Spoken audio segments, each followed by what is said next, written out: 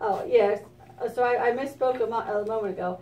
The atom is mostly empty space. If the nucleus is a basketball, the outermost electrons are over 7 miles away.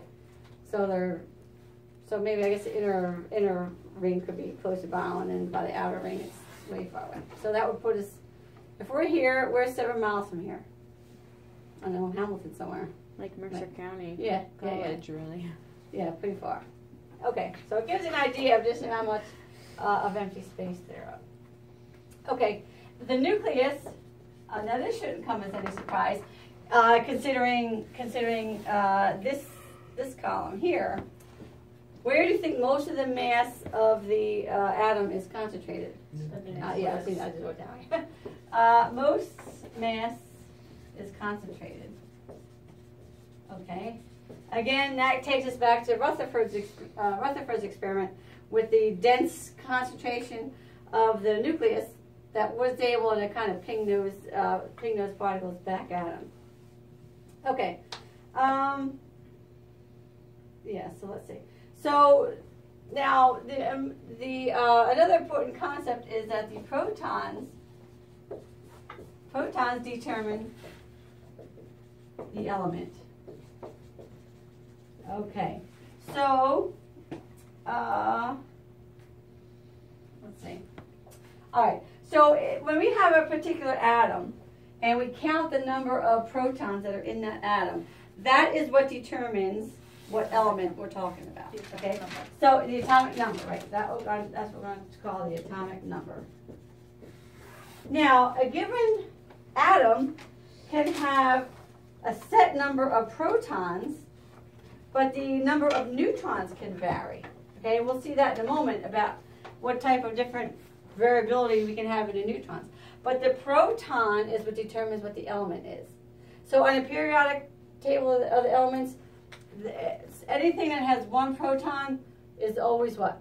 Hydrogen. Hydrogen. Doesn't matter. It can have 100 neutrons. It doesn't. But anything with one proton is hydrogen, no matter what else is in there. Okay? Same thing, carbon. Carbon has 6 protons, right? So carbon has 6 protons, but there's lots of other variations of carbon. You can have carbon 12, carbon 13, carbon 14, whatever the carbon you have. If it's 6 protons, it's carbon. Okay? So it's the amount of protons that uniquely determine what that element is. Okay? Doesn't matter what else is there. The number of protons determine what element it is. Okay? Why do I need to remember that? Okay. Now it's going to. Let's stick harken back a moment ago to what we just said about chemical reactions. What part of the atomic configuration is responsible for chemical reactions? Electrons. The electrons, right? Nothing to do with the nucleus, right? So it's all about the electrons. So if we have an element that has the same number of has the same electron configuration, but different number of particles in the nucleus, do you think that's going to matter in how the chemical reacts? Not at all, right? Not at all. That's the whole basis for how nuclear medicine works. Because nuclear medicine gives a patient a medicine or an injection of something that the body uses anyway. For instance, it gives, one of the tests we do is with iodine, right? We give the patient iodine. Well, what happens to the iodine in the body? Where does it go? The thyroid, right? So we happen to play a little trick on the thyroid because we give the thyroid radioactive iodine. Well, the thyroid doesn't know it's radioactive because the electron configuration is the same. So it reacts the same in the body, it does all the same interactions as a non-radioactive iodine, but the advantage is that we can see it in nuclear medicine. So it's radioactive. So the patient gets this iodine, and they don't know any difference, and then they just lay on the nuclear medicine camera, and then we can see where this iodine is going. We can see what the function of the thyroid is.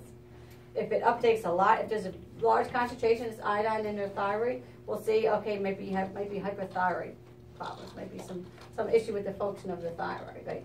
Conversely, if there's not a lot of uptake of that thyroid, like, well, maybe your thyroid function is diminished.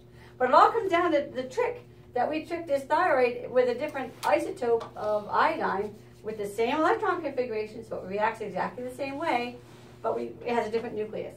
but the body doesn't know that because it's all about the electron configuration.